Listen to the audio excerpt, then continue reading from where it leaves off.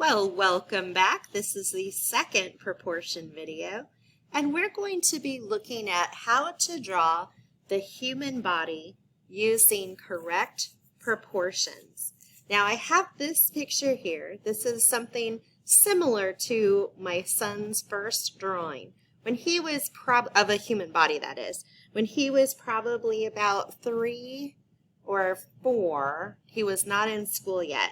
He drew a picture on a page, and I said, "Oh, that's so nice, honey. What is it?" And he said, "Well, that's you, Mama." And I thought, "Oh, that's so sweet." I should have taken a picture of it. I don't know why I didn't. Maybe there weren't cameras back then. I don't know. And I said, "Oh, my goodness, look at this." And there were some problems, but of course you don't point that out to a small child. Okay, but I want you to look at that, and I'd like you to think, what are some problems? Well, it could be that like the arms are way too long. If I put them down at my sides, they'd be about dragging on the ground. Could be that the eyes are too high on the head. Maybe the head's way too big for the body. I laughed at it because I said, "Oh, I see Mommy's wearing a dress." He goes, "Yeah." I said, "What are these? Are these like jewelry things? Jewelry like bracelets hanging down?" He goes, "No, Mama. That's your arm hair." Oh my goodness. Okay, the things kids observe. So we can see that a kid's view of how bodies look may not be quite accurate. Your drawing of how people look may not be quite accurate. Thanks to the rise of like anime and drawing cartoon characters, we have kind of a skewed view of how people are actually created. Leonardo da Vinci, on the other hand, nailed it. This guy, and maybe you've seen this before, this is called the Vitruvian Man. And Leonardo da Vinci recognized that all humans, no matter if they were female or male or Asian or European or old or young, fully grown young, they all had very, very similar, if not the same body proportions. And he showed with the Vitruvian Man that a person's body could fit within a circle and a person's body could fit within a square, which are also perfect things in nature. And we'll be looking at Da Vinci as we do this unit. But our first thing is we're going to be looking at drawing a proportionate stick figure. Sometimes adults will say, "I can't even draw a stick figure." Well, we're going to work on that right now. We're going to look at some of the basic parts of a stick figure. That would be like the shoulders, the hips, the head, and then all the other main body parts. We're not focusing on anything too in-depth, just like main body parts like arms and hands. So at this point, please pause this video, get a piece of paper, a ruler if you have it, and a pencil. And now that we're back, here's going to be our first step. Remember on the last video, we talked about that the human body is 7 heads tall. So we're going to be making 7 spaces for the body to fit within.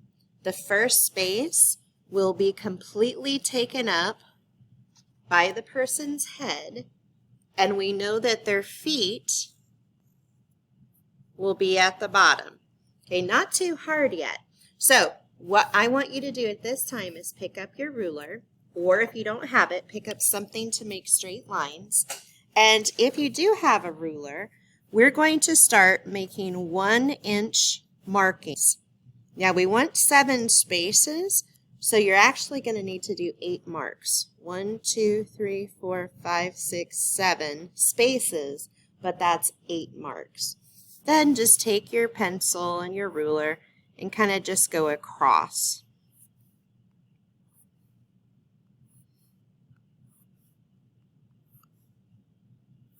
Okay, and this will be for a grade. I'll show you how to take care of this at the end, how to turn it in. All right, so we have our 7 heads tall. A head is just a normal sized head. So if you have a very tall person, okay, their head's going to be taller. If you have a very short person, their head's going to be shorter, but it's their head stacked on top of each other. Okay, so we have a head up here, We also know that the bottom part has to be our feet. We're going to make it nice and easy and make some triangles. I'm sure there's a word for this, like right triangle or something.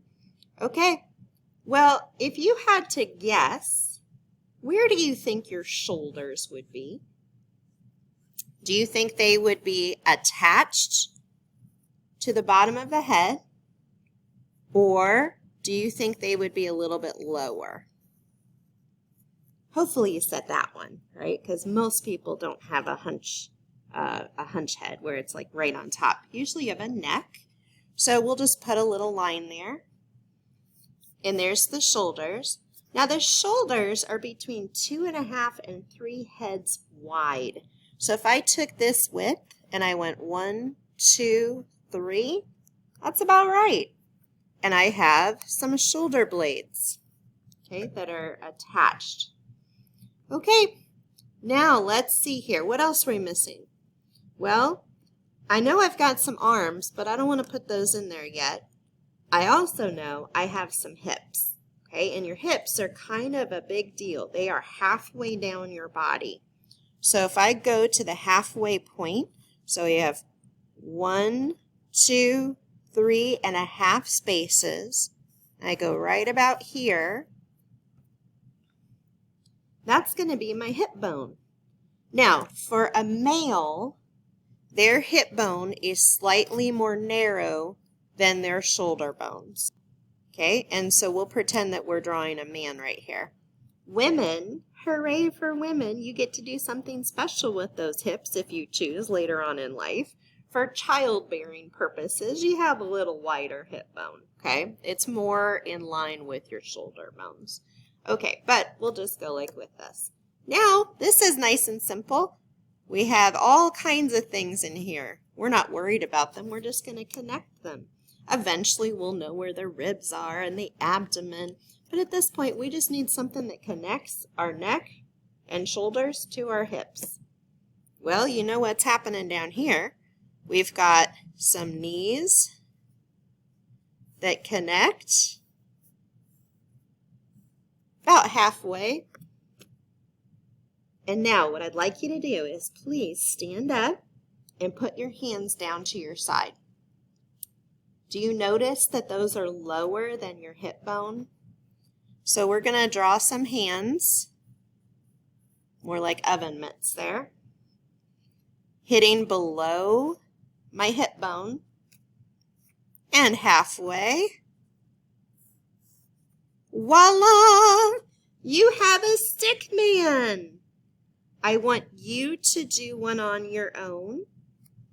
Then you're going to write your name,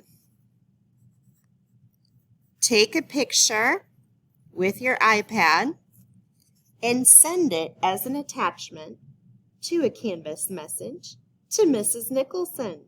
So you're going to be creating a proportionate stick figure, and this completes this section of the proportion video.